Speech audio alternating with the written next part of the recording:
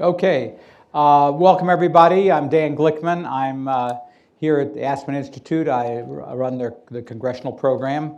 I want to thank Alma and her husband Joe for sponsoring the book series. This is the first one of this year, and we'll have several more, and appreciate very much your sponsoring and hosting this. Let me start out by saying our speaker today is Stuart Eisenstadt, a longtime friend of mine. When you look at these kind of great national public role models, his picture's in the dictionary under that. I mean, people like Bob Gates and Jim Baker and Stuart Eisenstadt, Condi Rice, many others who epitomize what's right in government, both in his government service with Carter and with Obama, his ambassadorship, his work in the administration, his work post-administration and dealing with Holocaust survivors and their rights, just a myriad of different things. And so it's just an honor to have him. And I've known him since the Carter years. And I have to confess, this is not about me, but I was elected to Congress in 1976 from Kansas. I wouldn't have been elected without Jimmy Carter being on the ticket. And mind you, Bob Dole was on the ticket that year as vice president, and of course he was the senior senator from Kansas. And when he got picked by Gerald Ford, people said to me, "You're ruined, you'll never win, Carter's going to get killed in this state." And it turned out that Carter only lost Kansas by about 3 points that year. And mind you, Trump beat Clinton by 22 points in Kansas in 2016. So in fact, Jimmy Carter being on the ticket helped me a lot because he was a man of the soil, he was a man of great principle and morality, and he had an easygoing way about him, and it was very helpful to me to have Jimmy Carter, and I wouldn't have gotten elected without the Carter impact. So, and I read this book with a great deal of personal involvement. A lot of the stories that Stuart tells. It's a marvelous book about the history, and so I will get right into a question, Stuart, and then you can kind of amplify it as you want to. You write in the book, he was not a great president, but he was a good and productive one. And you write he's a man of unyielding principle, and you talk about his moral principles and everything else, and we'll talk about some of the things that he did, but I wonder if you could amplify on that. He was not a great president, but he was a good and productive one, and it was a consequential presidency. And as you look historically from 1976 to 1980, and then you look now, there certainly there are contrasts that I won't go into too much depth on, but it is profoundly different in terms of what we see now. So I wonder if you might comment on this issue. Well, first, just on a personal note, I also want to thank my dear friends Alma and Joe for this whole book series and for getting me here. They've been an important part of my life since my late wife and I, Fran, moved here many years ago. I was at the Aspen Ideas Festival as well, and I feel a connection to Aspen. Also that Walter Isaacson, who led Aspen for many years, has given a great endorsement for the book. And for Dan Glickman himself. Danny and I worked together when he was a member of Congress, and one of my great recollections is that he would always walk through the halls of Congress with a big Kansas sunflower on his lapel. And he told me that he did that until 1994 when he was defeated and the sunflower went along with his congressional seat. That's right. But he went on to higher things, and he was Secretary of Agriculture in the Clinton administration when I was Undersecretary of State. And one of my titles was Undersecretary of State for Economic Business and Agricultural Affairs, and I still have an award you gave me for that. So thank you again. So I wrote this book because, and it took almost 40 years on and off to do the research, 5,000 pages of contemporaneous verbatim notes, 350 interviews. And I wanted to write it while there were still eyewitnesses alive and before history's verdict of Carter as a failed president was indelibly imprinted on people's minds. One of the reasons the book has gotten good reviews is because I don't shy from talking about the problems we had, which I summarize in 4 I's: inflation, Iran, inexperience by himself and his Georgia mafia, and inter-party warfare by Ted Kennedy. But the problem is that those have obscured enormous accomplishments. We got almost 70% of all our legislation passed by Congress, just under the percent of the legendary Lyndon Johnson, who was actually my first boss in the White House. I might add, you had huge Democratic majorities We had in a very Congress. large Democratic majorities. And to go through those accomplishments without in any way whitewashing the problems, which I don't, the energy security we enjoy today rests largely on the three major energy bills we passed. He was a great consumer champion and deregulated all the transportation modes, including airlines. It's why we have the JetBlues and Southwest Airlines that couldn't have gotten in. We deregulated telecommunications, which inaugurated the whole era of cable. And in energy, we both encouraged more oil and gas exploration, but also, Danny, inaugurated the whole solar and clean energy revolution. He put a solar panel on the White House roof. In addition, ethics is more important in an ethically challenged Washington than ever.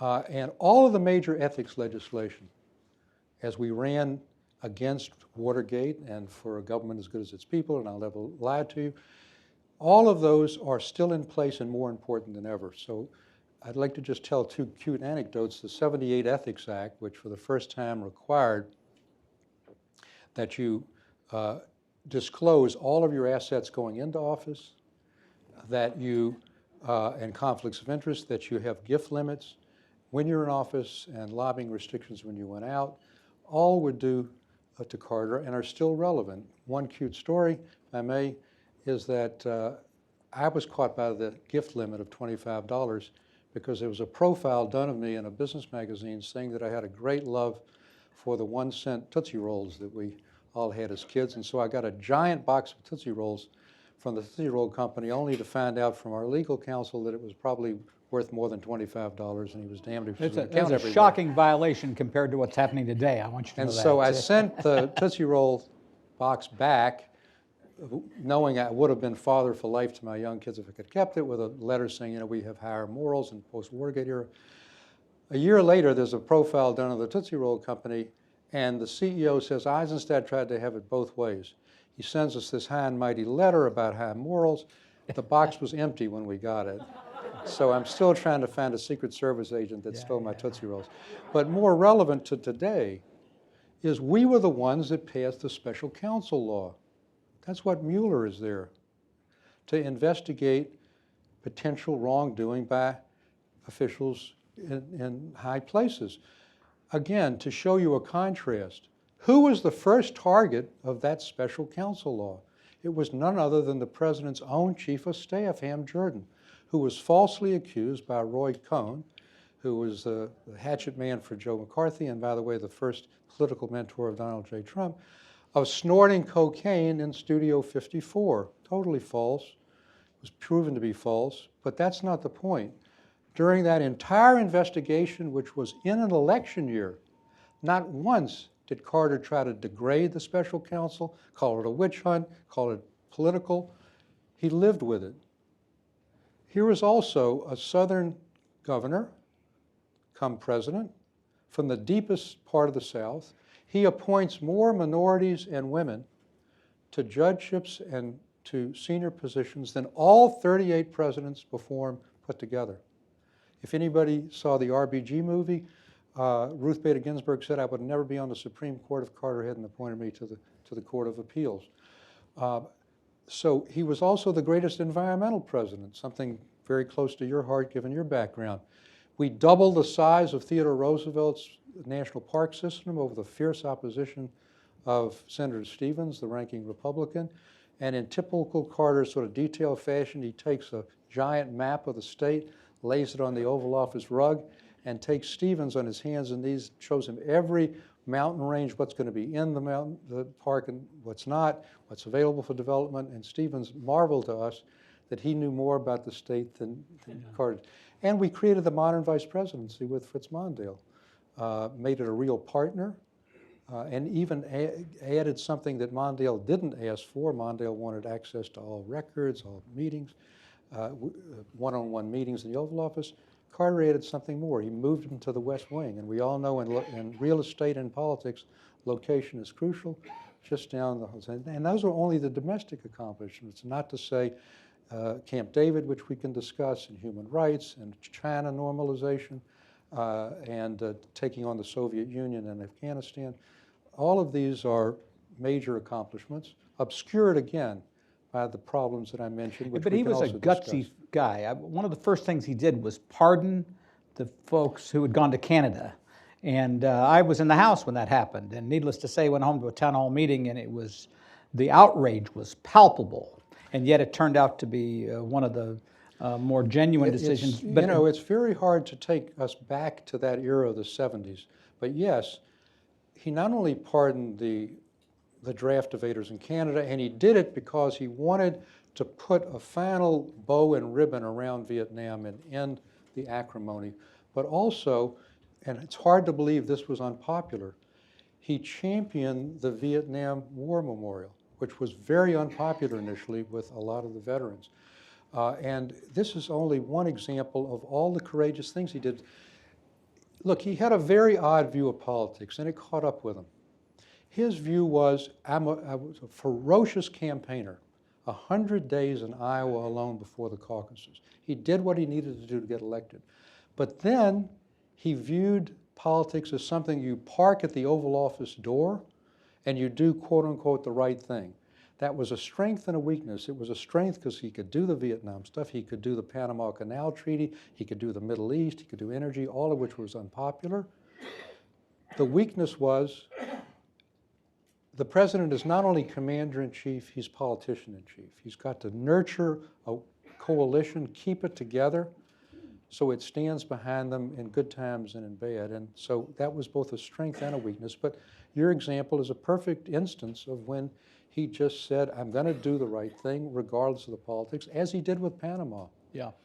I would have to say, having served in the Congress when he was president, that there was a clear feeling that he wasn't a very good politician, but he was had a brilliant mind. And when he went on TV and talked about the malaise in the country and was a downer, and he was compared later with Reagan, who was an upper. And I think that's part of what the impression is, that when you go back to him, is he was brutally honest and therefore not necessarily uplifting. So there was a Jeremiah quality to Carter. I mean, the energy bill, turn your temperature down to 65, we've got to tighten our belt, we've got to conserve. We can't continue to be so dependent on OPEC oil, which we're now not as a result of our energy bills. And there was a sort of Jeremiah quality. And yet, one of the things that we saw that I hope comes through in the book is the human quality, knowing again that he was not a schmoozer like Bill Clinton, for example. And that is, Hubert Humphrey was dying of cancer. I had worked for him in the '68 campaign. He was elected as senator, and he was taking cancer treatments at NIH. And Carter rescheduled our weekly leadership breakfasts with the Democratic leadership to coincide with that, and then took him into the Oval Office, put him behind his desk, and said, Hubert, you should have been here before. Took him on Marine One helicopter to Camp David, and Humphrey, who had been Johnson's vice president for 4 years, said, believe it or not, it's the first time I've been to Camp David. So there was also a human quality. Right. But I'd like to talk on one political thing. There was nothing more politically unpopular than the Panama Canal Treaty. People said, why are you giving the canal back? It's our canal. The fact is that there were guerrilla fights there. It was their canal, not ours. But two examples which are pertinent, and one of which you would never see today. There were two heroes in Panama Canal Treaty beside Carter. One was a senator who was very short in stature, but a giant of a man, and he was the Republican leader, Howard Baker. And Baker supported the Canal Treaty knowing it would probably end his presidential chances of getting the Republican nomination because he thought it was right. The second and more unlikely one was the conservative Republican senator from California, Hayakawa. It's he that coined the phrase, "It's our canal, we stole it fair and square." An unlikely person to make up a 2/3 majority for the Senate for the treaty. So Mondale had known Hayakawa from their Senate days and knew that even by Senate standards, he had a very high vanity rate. And he puts Hayakawa on with the Carter in the Oval Office, and the president says, "Senator, what can I do to convince you to support the treaty?" And the senator said, "Don't talk about the treaty. You know what I feel about the treaty. But if you will let me share my wisdom with you one-on-one in the Oval Office every 2 weeks, then I'll support the treaty." And Carter said, "Senator, only once every 2 weeks? I wouldn't want to limit you to that." Flattered, he voted for the treaty. Carter never saw him again. Yeah. Well, that kind of bipartisanship is very rare today. But take another issue that was unpopular, Danny, and that is China normalization. So I give Nixon and Kissinger all the credit they deserve, and they deserve it, for reaching out to China. But they didn't normalize relations with China. Why? Because of the power of the Taiwan lobby at the time in the Republican Party. Carter took on Taiwan. You were in the House. It was not only a Senate vote, but a House vote. It was tough as nails to get that done. And one interesting anecdote, we finally normalized. The bloody battle is over. Deng Xiaoping comes for his first state visit. All 4'11" of them. I remember seeing him and saying, "How does this little guy control 1 billion Chinese?" So we're in the cabinet room. And he says to the president, "Mr. President, I really appreciate you restoring, after all these decades, diplomatic relations. But apropos of what we see today in trade, the one thing I really want is I want our products to get the lowest tariff levels that you grant to your most favored nations." And he said, "Now I know that there is a law, the Jackson-Vanik law, that Congress passed that restricts low tariffs for countries that don't have free immigration. But," he says, "that's aimed at the Soviet Union. They don't let Soviet Jews in. We don't have any restrictions, Mr. President." And he takes a little White House notepad and pencil and pushes it over to the president. He says, "Now, you write on this notepad how many Chinese you'd like us to send you each year. 1 million, 10 million? And the president said, "I'll tell you what, I'll take 10 million Chinese each year if you'll take 10,000 American journalists."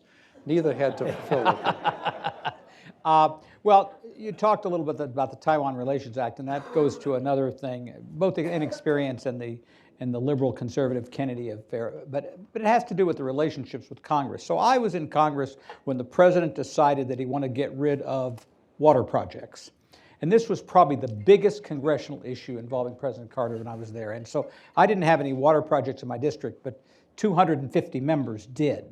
And so he took on that issue, and that was a very significant issue. And in my judgment, that was kind of a turning point on the Hill in terms of kind of festering difficulties with members of Congress while he was there. And, you know, he was, the relationship with Tip O'Neill was never great. It was okay, and they worked together. But I wonder if you might comment on that. Yes, I mean, the water projects battle it fits into him being a great environmental president, but it also fits into his apolitical way of dealing with things, of sort of siloing issues and not recognizing to connect the dots. So we put out what was called the hit list. Ended up being 18 projects, which were in congressional districts of some of the most powerful members of the House and Senate, whose votes we needed at the same time for the energy bill we were trying to get, whose votes we needed for tax reform. And it caused a huge conflagration, and here's what complicated it. There were a whole group of so-called Watergate babies, elected in '74 in the great Watergate fight, and your class of '76, who wanted to reform things, who said these things are boondoggles. They're not only environmentally sensitive, they cost billions of dollars, and Congress would appropriate $1 million for the Tennessee Tom Bigby project for a study. And then the next year it would be, you know, a pilot project, and in the end it was like $10 billion, which didn't show up. So Carter had campaigned as being a different president, as taking that kind of thing on.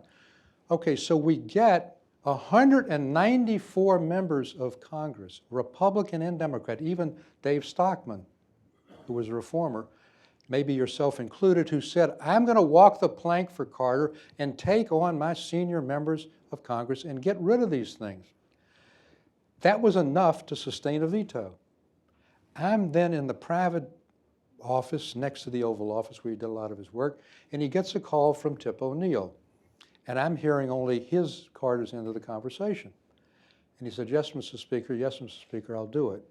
And I said, Mr. President, what did you agree to do?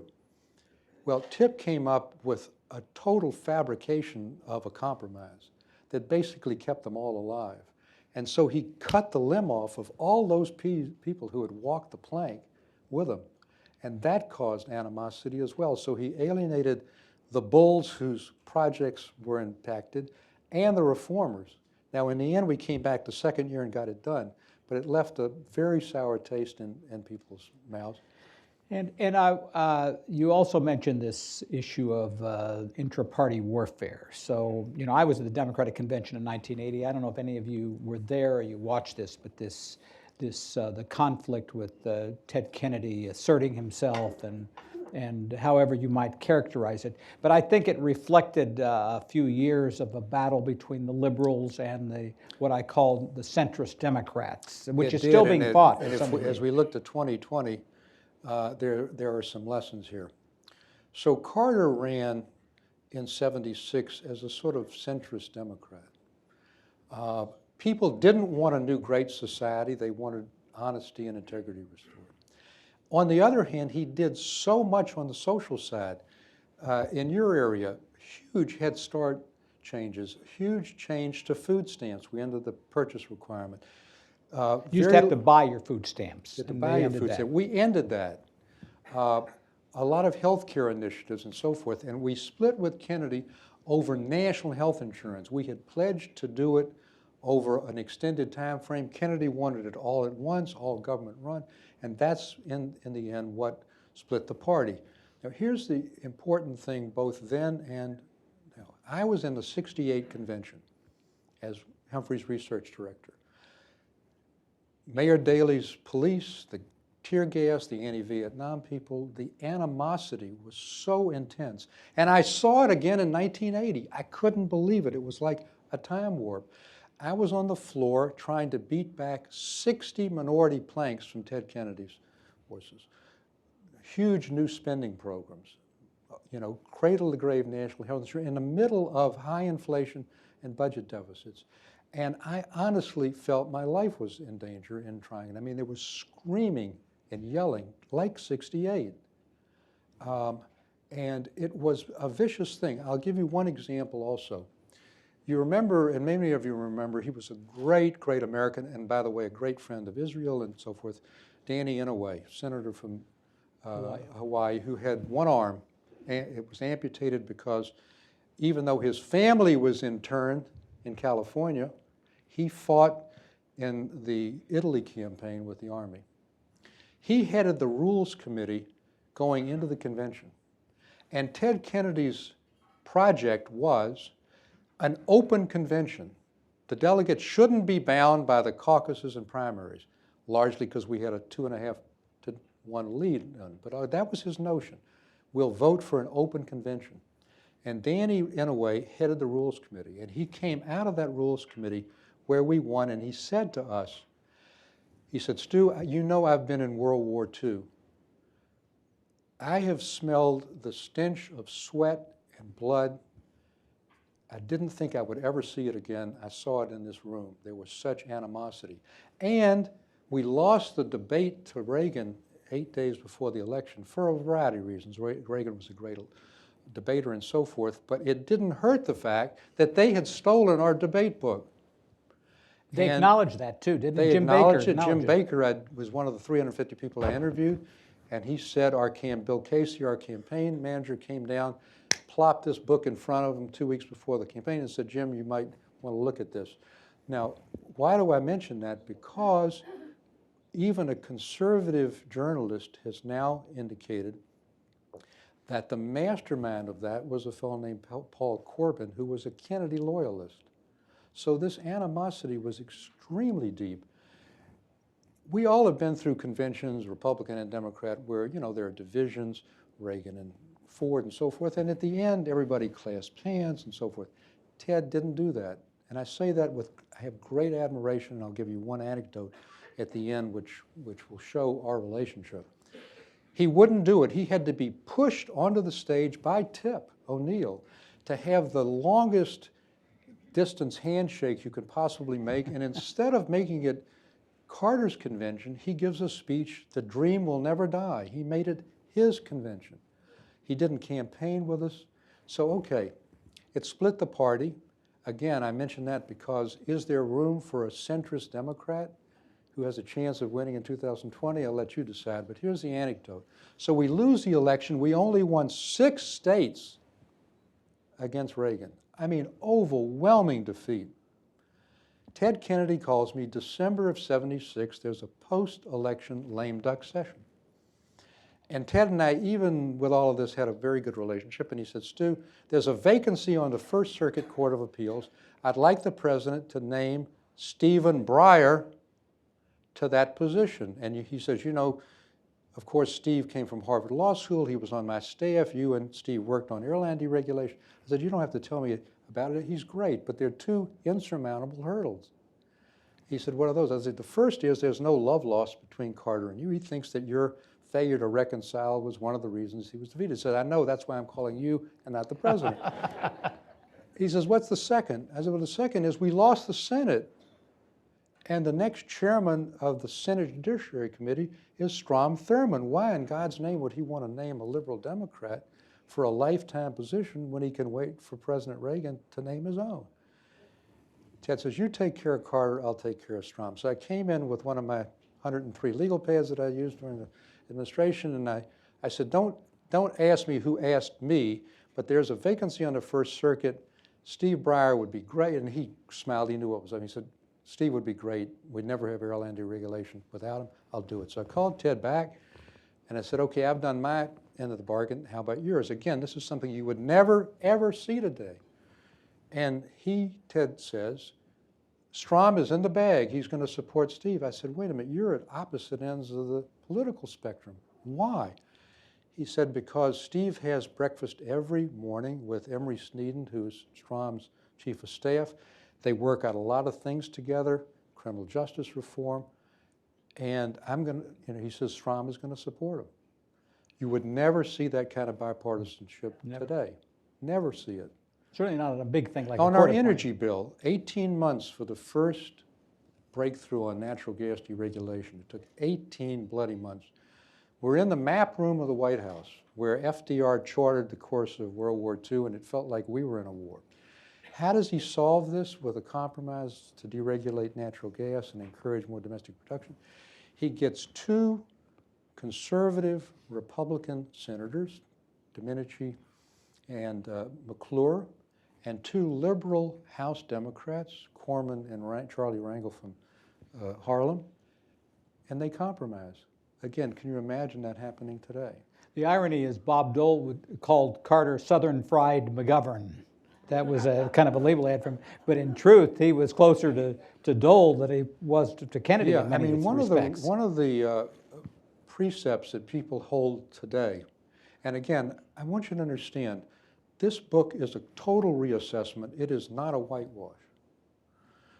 But one of the precepts is that Carter was, quote unquote, weak on defense, and that Reagan is the one who brought the Soviet Union to its knees. Again, I give Ronald Reagan all the credit he is due, and he's due great credit for the buildup in the defense. We started it. We started to reverse the post-Vietnam decline in spending.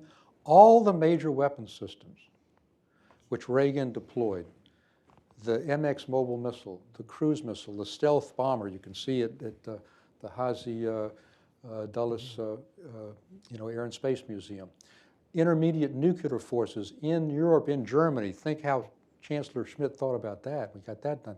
All of these were green-lighted by us. And then with the Afghan invasion, and if you think this is old history, this is our longest standing war. We're still there. Okay? So Christmas Day, 1979, there's never a moment off in the White House. Soviets invade Afghanistan. Okay? What does Carter do? Even his conservative critics say it was his best hour. He decides to increase defense spending 5%. He invokes the Carter Doctrine that we will go use military force if the Soviets go further into the Persian Gulf. He imposes a grain embargo on the Soviet Union 4 weeks before the Iowa caucuses. It still, by the way, it still lives in farm country. Yes.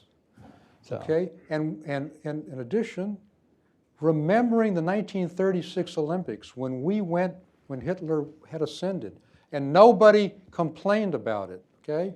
We went to the 36 Olympics. The Moscow Olympics were coming up. Carter boycotted it. Talk about tough. We had all these young kids who had trained for 4 years to go to the Olympics, and we had to tell them they weren't going to be able to go. All of these things were part of it. And one last thing that you could call it a mistake by us and Reagan, we armed what was then called the Mujahideen. They were the opponents of the Moscow-backed government. They morphed ultimately into the Taliban.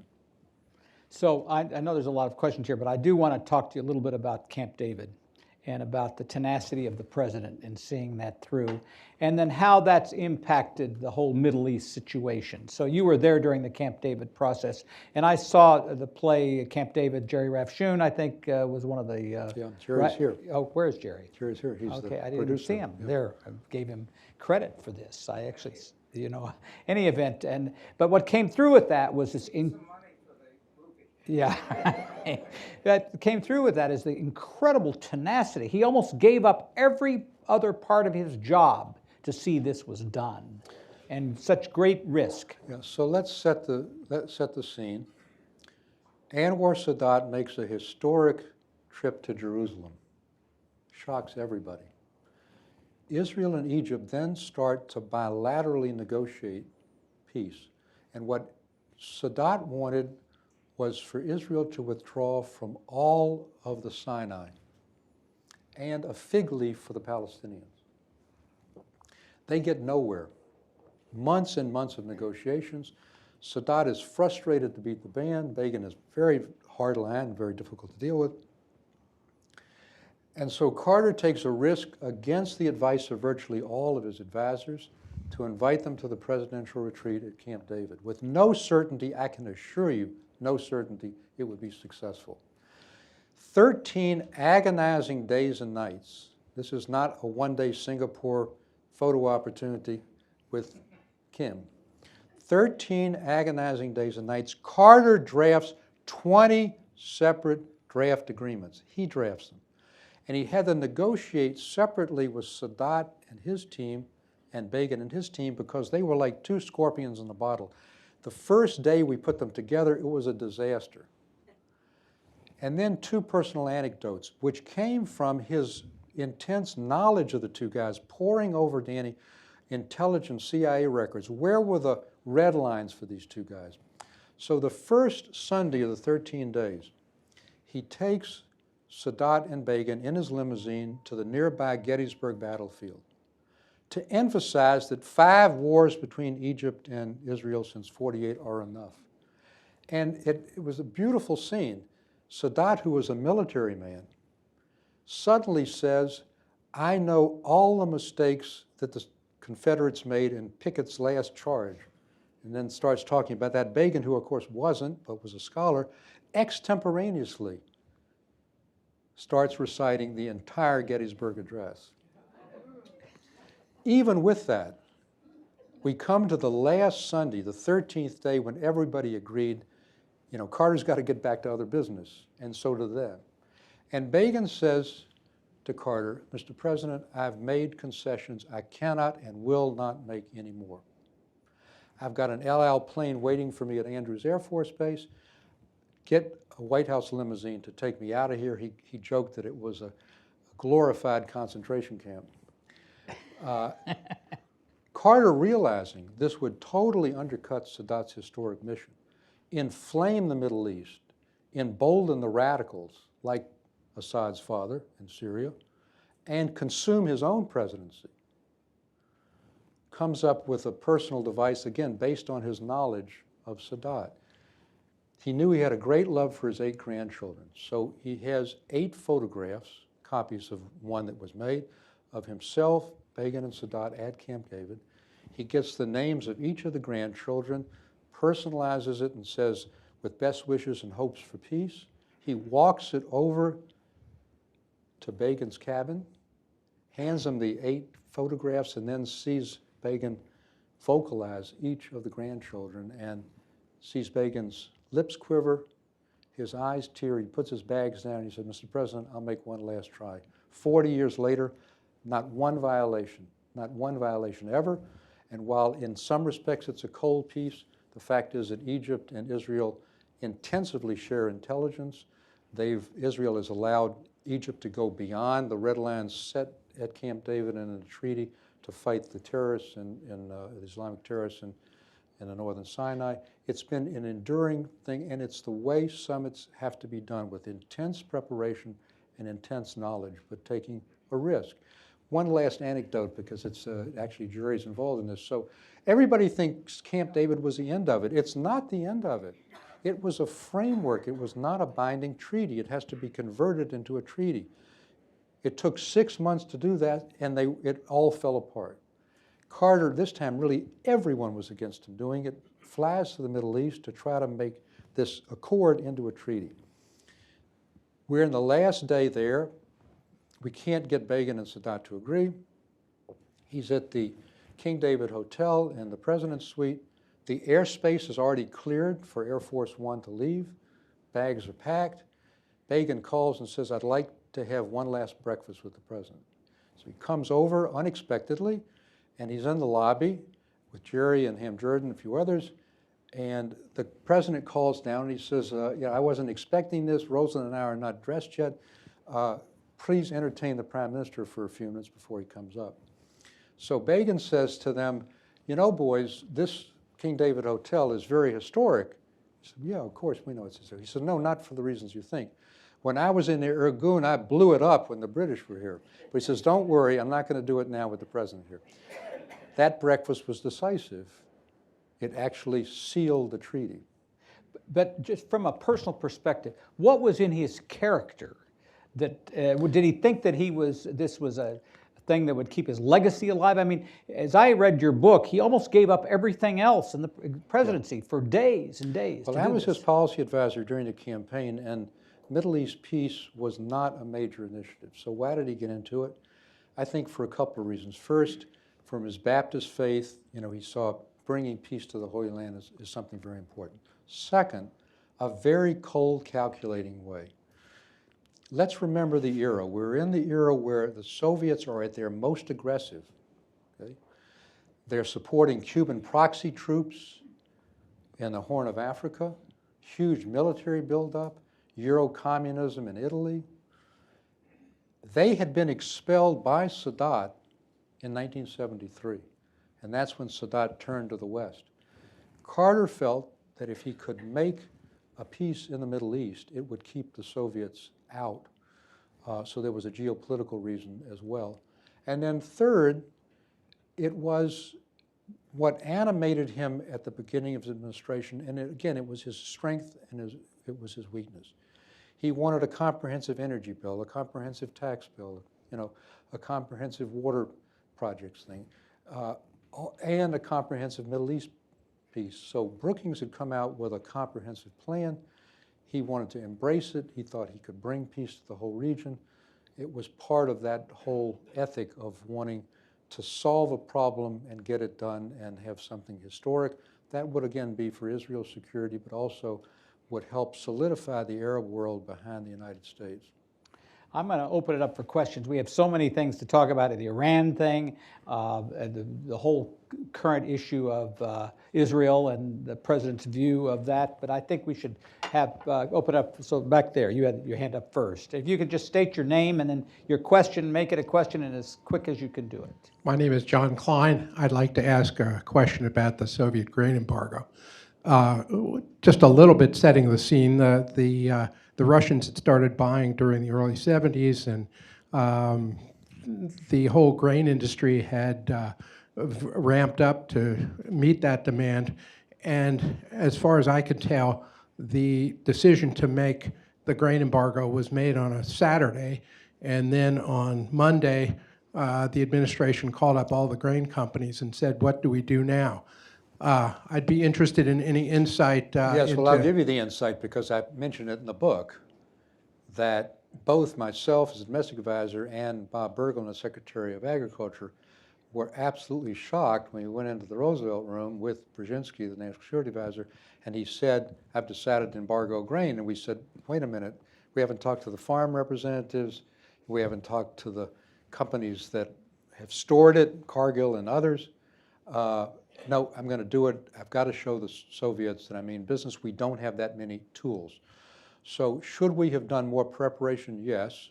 But I have to tell you, I met with the CEO of Cargill, and this was at a time after we had announced it, when we were trying to seal off countries like Argentina from filling the vacuum. And the CEO said to me, "We have to keep our bridges open to the Soviet Union, and we have to keep our bridges open to Argentina, and I'm not going to help you." So there was fault on both sides. Let's see, right here, and then we'll go on this side. Yes. Thanks very much, Stuart. I'm Garrett Mitchell, and I want to ask a question to try to put Carter in perspective, given that you've worked for at least three significant presidencies that I'm aware of. You describe him as not a great president, but a good and productive president. And I would ask you whether that is a characterization that you would apply to the other presidents for whom you have worked, or would you give a different characterization? And as a follow-up to that, when you think about the presidents that you have worked for, what are the most salient leadership qualities that you saw in each individual? Okay, so for President Johnson, who was the first president that I served, and I was a junior aide in the White House, but I was certainly engaged and involved. I mean, LBJ was a great president who made one absolutely great mistake on Vietnam. The society domestically as we know it today, Medicare, Medicaid, Head Start, aid to education, higher education, and so forth, all really is based on the Great Society. Vietnam was an unacceptable tragedy, terrible mistakes. I can tell you that when he came into a room in the White House, he'd come in sometimes we have our congressional sessions about what we were going to stress and who to call, and he'd come in if he felt it was particularly important. You felt the Lord himself had come into the room. I mean, my God, you shot up. This was a guy who was 6'4", 250 pounds, huge hands, huge ears, huge face, and he had a persona just fill the room. I mean, when they talk about the Johnson treatment, it wasn't just members of Congress, it was his own staff. Now, I mean, there was a crudity. Joe Califano, who was his domestic advisor, had my place and then became the head of HEW, told me the story that, you know, he would be in the bathroom on the pot and Johnson would come in and start pulling, you know, I mean, that was Johnson. He was very earthy, but Crude. But he knew Congress like the back of his hands, and his ability to turn votes around was astounding. How he let himself get into Vietnam is a story for Robert Caro to tell, but so that's that. Now, Clinton. Carter on any IQ would be at least the equal of Clinton, who was a Rhodes Scholar. I mean, Carter finished in the top 10% at West Point, unbelievably well-read and very bright. The difference was this, and I'm not talking about the ethics and morality and so forth, but just the difference is that Clinton loved politics and politicians. He loved to schmooze. He was perennially late because you couldn't get him off of a conversation. He also connected the dots. He saw the relationship between issues. And he did many great things. I mean, the economic recovery at the time and so forth. he had the full Monty, really. He was a great politician and a great, head and academic. One anecdote, when he was governor, first-term governor, and I have it in the book, of Arkansas, all 32 years old, and Carter calls for the Camp David retreat that led to the so-called Malaise speech, a word he never used in the speech. The speech, in fact, was a rousing success. His polls went up 17%. The problem was he fired the cabinet right afterward and it blunted it. But he goes to Camp David to try to right his presidency, which is declining in popularity, and he invites the so-called best and the brightest to do it, including young Bill Clinton. And what was Clinton's advice? Mr. President, he says, with this wonderful Southern accent, your problem is you're always asking for sacrifice. Be happy, love people, love politics. That's what people want. That was Bill Clinton. I've served in the Obama administration in an advisory role on Holocaust issues. I can't say I know him that well, but there's a lot of Jimmy Carter in Obama. A very academic view, not a lot of schmoozing with Congress. But one thing that Obama, I don't think, did that Carter did, and it's why we had a 70% success rate. Okay, he wasn't a schmoozer. Every single week, we had a leadership breakfast to go over priorities. Every week that he was in the country. And every month with the Republican leadership. So if he wasn't a schmoozer, he did relate. And on Panama, Ham Jordan headed a war room. He personally called every senator, all 100. And there he was willing to trade favors. Usually he wasn't. Ham Jordan said to me when we first came in, and Ham was his longest standing aide, I want to give you some advice. The worst thing you can do to get Carter to accept one of your recommendations is to tell him it would be good for him politically. That's not something you would say about Johnson or Let's see, LBJ. this right there. He also had effective leadership at the Congress too, which I think probably did. helped as well. But I mean, I think just one last paragraph on you said the leadership. It's having clear goals which people can understand and not so many goals that people get confused. Yes. Amy Bondurant. Amy, it's great to see you. Nice to see you. And my husband, David Dunn, on my right. I know him well.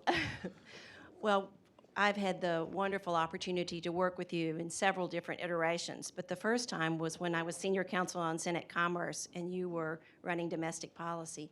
David was an outside attorney for a coalition on the Federal Trade Commission regulation bill.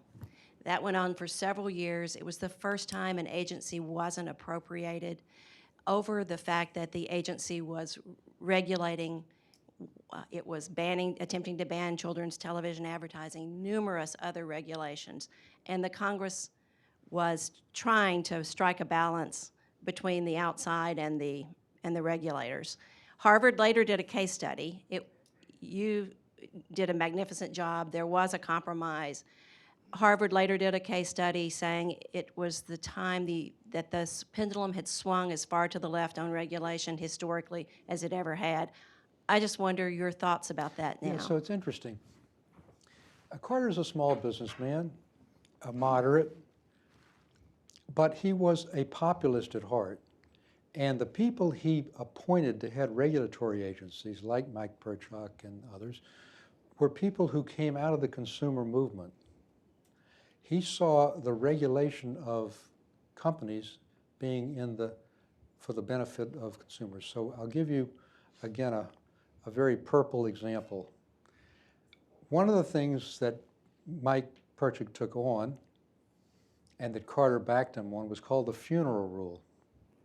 And God forbid what the FTC did and what Carter backed him up was, when we all go through these tragedies, and I've certainly gone through my share, you're at your most vulnerable. And, the funeral homes pile the bills up, and who cares, who thinks about it at the time. So we required, under the FTC, transparency in the costs. And as you imagine, the funeral industry went crazy. I was there. I We remember ended the up rule. getting it done, but it's Amy, one of the things, again, we did. We worked at with you the- closely, at the too. FTC, and it's, again, one of the examples of, taking on hard ones. I do want to get to Iran and inflation. Okay, Yeah, we'll so get to let's- Iran, but there was another question back Yes. there, yes. Get a couple more, and then we do want to talk about Iran. Unless this question's about Iran. Sir, first I want to correct you. He's a graduate of the Naval Academy, not West Point. Naval Academy at Annapolis, yes. Right, okay. Question I often hear, he's the quintessential micromanager, President Carter. I don't know whether he was or not, but you hear it so often. Yes. Do you think there's any validity to that statement? If there is or was, did the staff ever really try to get him more with the big picture? Yes. You may talk about the tennis courts. That wasn't micromanaging, kind of, Okay, the fact is, the tennis court thing was a red herring. It was something he allowed his staff to do, which no other president did, which was play on the tennis courts, and he simply said, don't play when I'm playing, and when you want to play, give it to Susan Clow. He didn't micromanage. But having said that, we would get decision memos back with misspellings, okay? He wanted more appendices to decision memos to read. Now, I thought that was a great disadvantage until I've seen governed by tweets and 3x5 cards, and maybe it's a better way to make decisions. But having said that, I don't want to be light about your question. I think the problem was this. He decided during the transition in '76 not to have a chief of staff, to be his own chief of staff, to adopt what Ford had done as a former congressman and then abandoned, which was called the spokes of the wheel, 5 top aides or 6 having equal access and no hierarchy. It was a sort of anti-Haldeman, anti-Watergate thing. But as a result, there was no one until later in his first year to set those priorities, to say you can't do all of these things. Let's take one and manage that and not try to manage 4 or 5 brush fires at the same time. Having said that, however, and he finally righted it 2 years later and we paid a severe price, he wasn't a micromanager in the sense of once he proposed a policy, he lobbied Congress, he let our congressional relations people do it, and they came back to him for the ultimate compromises. So yes, he did insist on intense preparation and detail. He did overload himself with that. He did take too many things on at the same time.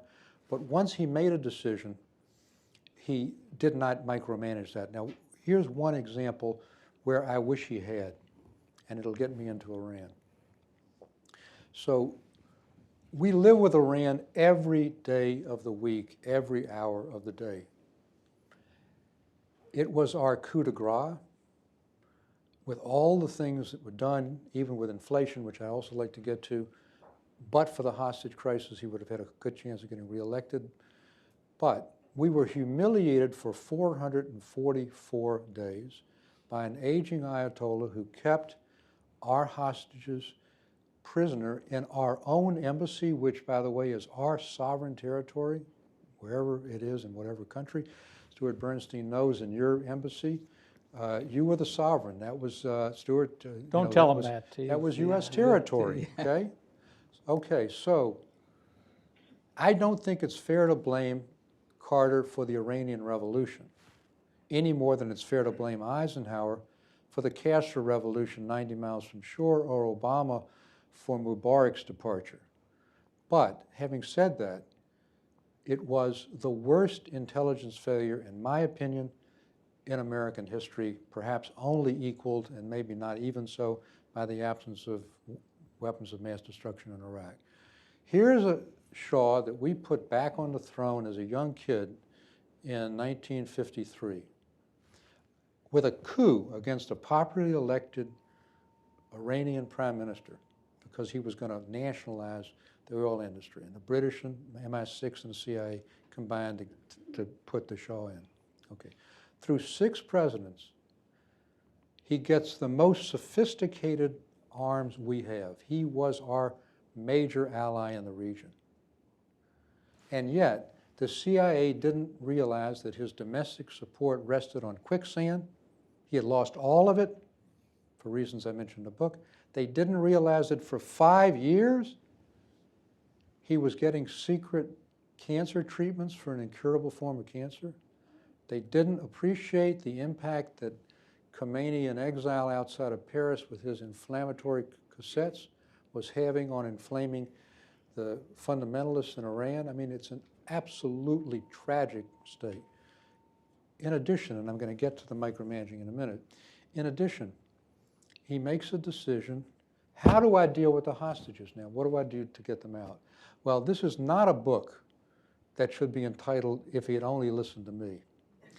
This is one instance where Brzezinski, the National Security Advisor, and I think, made an appropriate recommendation, which was immediate military action as soon as the hostages were taken. Not bombing Tehran, but blockading, like Kennedy did in Cuba. In fact, I use that example. It's called Karg Island, where most of Iran's oil came. So immediately you take very firm steps. Instead, in a humanitarian gesture, he meets with the hostage families, and he says, my number one goal is to get your loved ones out healthy and unharmed. And he did, but at great reputational cost to him and to the country. Okay, the next mistake. He decides to hold himself up in the White House, you talked about Camp David, and make this the sole focus of his attention. That gave Khomeini more leverage. It created the Nightline program of Ted Koppel. And every single night, Walter Cronkite, remember him, after every CBS broadcast, night 103, day 105, date 307 of the hostage crisis, it was humiliated. And here's where the micromanaging comes in. The final straw that broke the camel's back was the failed rescue effort. Carter is accused of micromanaging the rescue effort. It was just the opposite. The military wanted 6 helicopters. That was, they felt, the maximum they could put under the aircraft carrier to avoid Soviet reconnaissance. Carter added 2 more as a failsafe. So it's not that we had too few. He delegated, and I confirmed this with my interviews with the chairman of the Joint Chiefs of Staff, with the people who led the hostage rescue, and Jerry interviewed him, Colonel Beckwith. He said, this is yours to organize.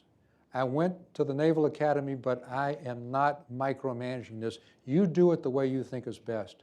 If it succeeds, it will be your success. If it fails, I'm the commander-in-chief, I'll take the responsibility. Well, it failed horribly. It didn't fail because there were too few helicopters. It failed because there were unexpected sandstorms, but it also failed because there were 4 military services that had to involve themselves in coordinated action in intensely difficult circumstances, who had never worked or practiced before together the entire exercise. And so when the rotor blade of that helicopter hit the C-130 cargo plane in Desert 1 before we ever launched the rescue, 8 servicemen died in those flames, and they engulfed not only them but our administration as well. He did not micromanage it, and Davy Jones, again the chairman of the Joint Chiefs of Staff, said Carter stood up like a real leader, and he took the responsibility for it and left it to us to decide how to manage it, how to organize it. And so there was an instance where perhaps more hands-on might have helped. But even there, I mean, the commander-in-chief can't start second-guessing how you organize something like this. You know, I'm old enough to remember, so Ted Koppel would do day 325 and 326. Johnny Carson had a parody of this, where we were playing Karnak the Magnificent, remember that? And the card said, Deo, Deo, like the Harry Belafonte song. And the answer was, what was the day before the hostages were taken? And that kind of thing, I remember, was played over and over again, just to reinforce the Let me deal with wandering. one last tough issue, which also undid us, and that is inflation. So we inherited a decade of high inflation. It had to be given a new name by economists, stagflation, low growth and high inflation. It involved Nixon, Ford, and Carter. We inherited, and it got worse in our administration through a variety of reasons that I admit, including the Iranian revolution, which cut off Iran's oil and doubled oil prices. Nixon had the same problem with the OPEC embargo in '73. Okay, so Carter calls us in July of '79. We're preparing for a re-election campaign. And he says, I have tried everything to deal with inflation. 5 anti-inflation speeches, 2 anti-inflation czars, wage and price guidelines, procurement sanctions for companies that want to do business with the government and don't abide by the guidelines. I've cut domestic spending and alienated the liberal wing to try to balance the budget. Nothing's worked. I'm going to take the toughest medicine that I can administer, even if it means my re-election, and it probably will. I'm going to appoint Paul Volcker to head the Federal Reserve. And he knew exactly, because I've mentioned it in my book, a very celebrated one-on-one meeting in the Oval Office. Volcker told him exactly what he was going to do. I'm going to tighten the money supply. I'm going to raise interest rates, went double digit. It's going to cause a rise in unemployment, and I'm going to choke inflation out of the system the old-fashioned way. And it worked in 1981 and 82 after the election, too late. It's emblematic that so much of what Carter did blossomed afterward. And not once during the election year, not once and Volcker recognizes that and endorses the book and so forth, not once did he criticize Volcker for sky-high interest rates. He just took the medicine and realized that he did not want his legacy to be high in inflation, even if it meant his loss of the election. And it was one of the 2 contributing. There were 3 factors: Iran, which I've just mentioned, inflation, and Ted Kennedy dividing the party. Those to me are the 3 major. With all of the micromanagement, all of the other mistakes, all the water projects, all would have been forgotten. Let's see, I know there are a couple more questions before, so I'm going to, this right up front, and Stuart, Ambassador, and then I want to get to a closing question if possible. Yes, here's this mic right here, if you could take that. So now that the book is finished, what is your next great project or small project? Well, I mean, first of all, I have a very extensive book event. This took me 40 years to research, 5,000 pages of notes in the pre-computer era, 350 interviews. If and when I'm still alive and finish this book event, I want to get one good night's sleep. That's my major enterprise. But the other thing is I continue to be very active at Covington. I'm on a number of corporate boards. And my continuing passion, which I've been reappointed by Secretary of State Pompeo 2 weeks ago, is the Holocaust work that I've done. I've gotten, in the Clinton administration, I negotiated $8 billion recoveries. In 2009, I continue to be the voluntary head of the Jewish claims confiscations. We had $9 billion more dollars. And so that's one of my continuing passions, and I'll continue to do that. Ambassador Bernstein, the back row. You've had an amazing, remarkable career of public service. Thank you. Getting back to Carter and Israel, he got angry at Israel at the end. He was very critical. Can you share any Yes, I can. of what that was all about? So this is very painful for me. Now, his current unpopularity in the Jewish community is significantly a result of a book he wrote 30 years after he left office called Apartheid or Peace, which I had quite vigorous arguments with him. Let's take that aside. So Stuart, here's a president who gets the lowest percentage of Jewish votes in 1980 of any Democratic candidate or president ever in the modern era, having brought the first peace with the most powerful Arab, having broke the back of the Arab boycott with our anti-boycott back, having been the father of the Holocaust Museum through our commission with Elie Wiesel, having championed the right of Soviet Jewry over the stringent objection. We doubled the rate of Soviet Jewish immigration, and Sharansky in his own book says, Carter saved my life by saying he wasn't a spy. If there's any bright spot to Iran, it was finally getting the hostage out, but it was we saved 50,000 Iranian Jews from Khomeini's, and Christians in Baha'i, and mostly Jews, from Khomeini's vicious grip, and still lost 40%. So why? Well, I've asked that question a lot. I think it's for 2 or 3 reasons. The first is he was very tough on Israel and on Begin in order to get the compromises that were less necessary. I mean, Begin believed in the greater Israel. He was the first prime minister who was not a Labor Party minister, and getting Begin off of that was very, very tough, and there were a lot of very difficult confrontations with Begin. So that is one thing that hurt. Second, and this I think was quite important, and I'm going to be very frank about it, Carter was a champion not just for Israel but for Palestinians. And here's what he told me in an interview that I put in the book. He saw the Palestinians, I'm quoting him now, not me.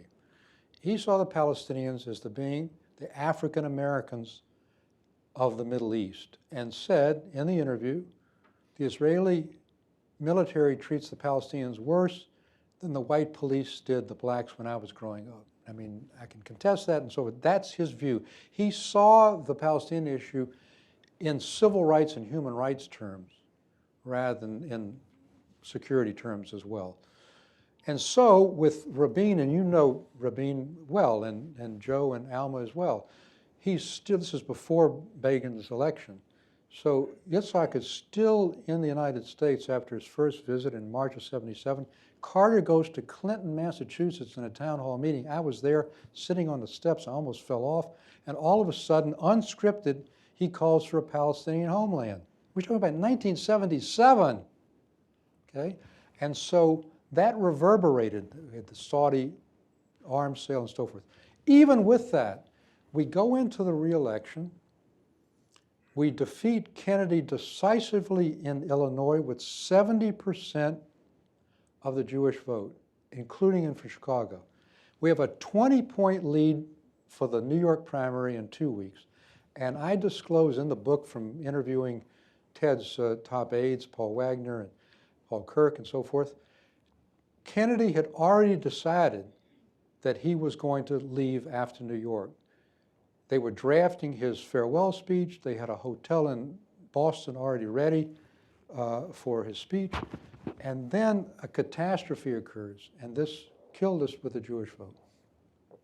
So one of the last concessions that Begin asked of Carter at Camp David was, do not support any UN resolutions that are anti-Israel and that refer to Jerusalem as occupied territory. So UN Resolution 465 comes up just after Illinois, just before New York, and there are 6 references to Jerusalem as occupied territory. Carter says that he had instructed a veto through a miscommunication. It was not only not vetoed, it was supported. It caused an explosion. We saw our campaign aides flowing out of our campaign office in New York. We lost the New York primary. Kennedy got a second win, went into the convention, split the convention. But that was decisive in really losing the Jewish vote. And again, I think it's significantly the Palestinian thing and his antipathy to settlements, which he, Carter, said, and said to Begin, he felt were illegal. So I'm going to, because I need to get Stuart to sign some of these copies of the book, but I want to ask you a final question about the post-Carter presidency. So he won the Nobel Prize in 2002. Yeah, he should have won it at the same time as Begin and Sadat. Okay, for a lot of reasons. It was at Camp David, but it was also his work in Africa and other things. The Carter Center has become one of the leading places for human rights and care for the developing world of any places in the world. And I'm just wondering, what is the final legacy of this man? So let's remember, he lost this election, as I mentioned, overwhelmingly. I don't think there's an incumbent in American history who lost as decisively as he did. And he's in his mid-50s. I mean, what do you do for an encore? And so, you know, Jerry and some of us, we got a great woodwork set for him. Okay, you can't build furniture the rest of your life. So Bob Strauss, I think it was, said to him, why don't you do something no president's done? Plenty of presidents have presidential museums and libraries. Why don't you set up a center that, in a sense, incorporates the things you feel most strongly about during your presidency, like health care and monitoring elections and so forth, and human rights. And that's what led to the Carter Center. It's been a model now. George W. Bush has it, Clinton does. You've used their libraries and museums to also be centers. So, I mean, I think that his legacy as a post-president will be that he's the most admired post-president in history. I think his overall legacy, which I hope my book will contribute to, is a person who had real flaws and made real mistakes, as I did in my recommendations. He saw the problem of inflation a lot earlier than I did, but who was a consequential president. And what I say at the outset of the book is, I'm not nominating him for a place on Mount Rushmore, but I think he belongs in the foothills with a lot of other presidents who made substantial contributions. And that, I hope, will be his legacy. That's a great ending. Great story. Thank you. Stuart will be outside signing the book. I personally recommend it highly.